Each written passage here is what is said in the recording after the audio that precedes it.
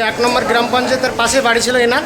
ইতিমধ্যেই মেডিকেল সেন্টারে জখম, ওনার মাথায় প্রচণ্ড আঘাত পেয়েছে।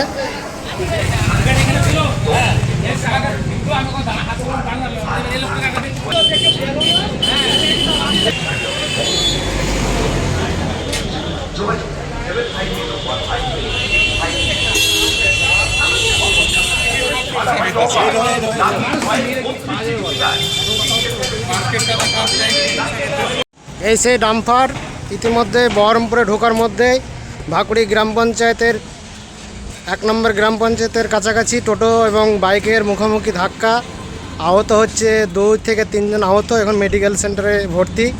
ইতিমধ্যেই গাড়িটাকে আটক করা হয়েছে, আপনারা দেখতে পাচ্ছেন সরাসরি।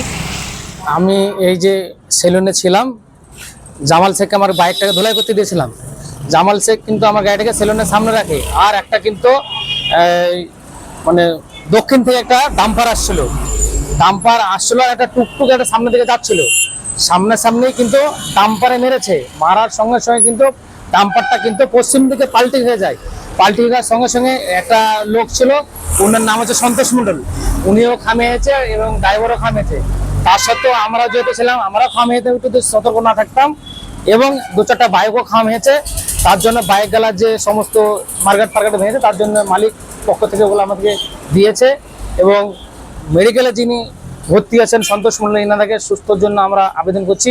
উনি গরিব মানুষ, ওনার জন্যে যিনি মালিক উনি যেন তাকে দেখে এবং তার টুকটুকিটাকেও দেখে, এবং তার যদি 10 দিন উনি পড়েও থাকে, সে যেন মালিক যেন ওনাকে দেখে, এটাই আমাদের বক্তব্য।